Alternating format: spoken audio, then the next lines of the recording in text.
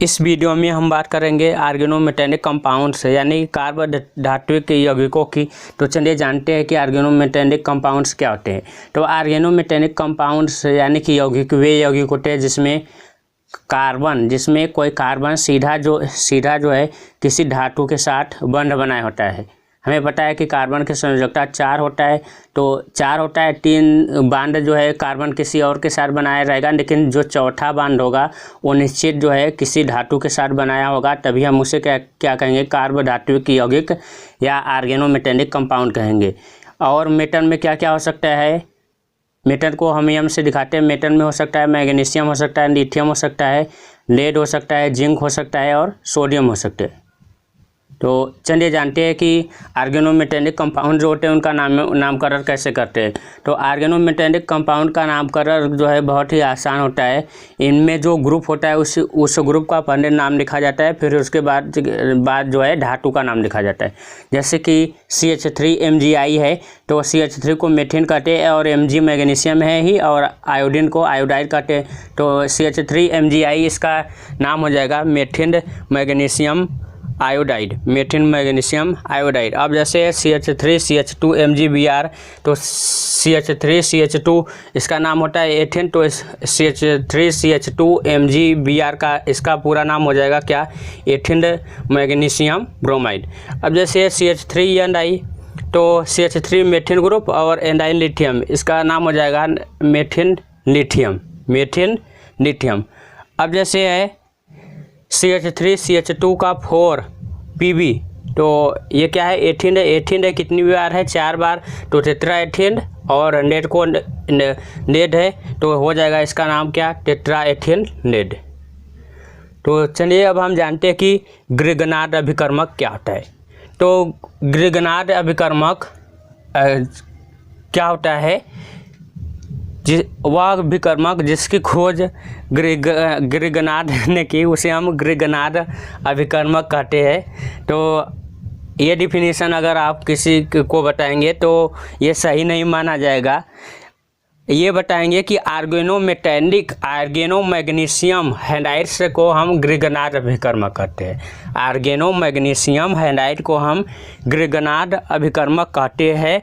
और ग्रिगनार्ड अभिकर्मक को जो है सबकी खोज विक्टर ग्रिगनार्ड ने किया। किसने, विक्टर ग्रिगनार्ड ने, जिसके लिए विक्टर ग्रिगनार्ड को 1912 ईस्वी में नोबेल प्राइज मिला था।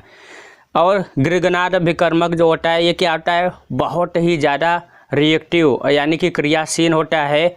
और इसका निर्माण जो है एनकेन, एनकीन, एनकोहन, एल्डिहाइड्स, कीटोन और कार्बोक्सिलिक एसिड इत्यादि को बनाने में किया जाता है।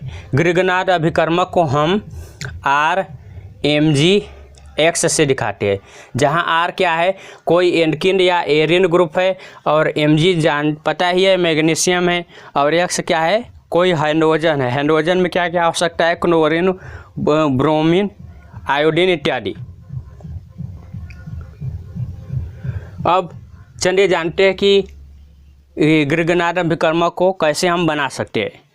तो ग्रिगनार्ड अभिकर्मक को जो है लेबोरेटरी में एनकिन हैलाइड की अभिक्रिया जो है मैग्नीशियम के साथ शुष्क ईथर की उपस्थिति में कराकर जो है इनका निर्माण किया जाता है। कैसे, एनकिन हैलाइड की अभिक्रिया कराते हैं मैग्नीशियम के साथ ईथर की उपस्थिति में। कैसा ईथर होगा, शुष्क ईथर।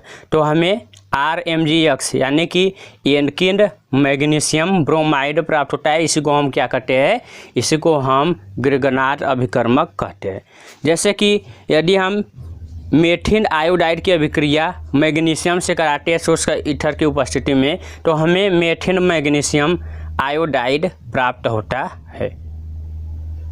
अब जैसे हमने एथिन ब्रोमाइड की अभिक्रिया कराया मैग्नीशियम के साथ शुष्क ईथर की उपस्थिति में, तो जो ग्रिगनार्ड अभिकर्मक हमें प्राप्त होगा उसका नाम होगा क्या, एथिन मैग्नीशियम ब्रोमाइड।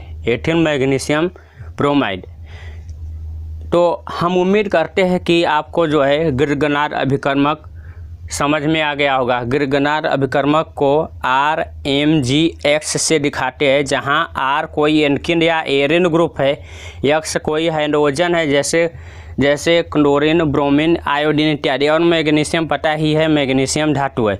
चलिए हम इनके जो है रिएक्टिविटी की बात करते हैं। तो रिएक्टिविटी अगर हम एल्किन हैलाइड की बात करें तो एल्किन आयोडाइड जो होता है वो सबसे ज़्यादा अभिक्रियाशील होता है, फिर उसके बाद होता है एल्किन ब्रोमाइड, फिर सबसे कम रिएक्टिव क्या होता है एल्किन क्लोराइड।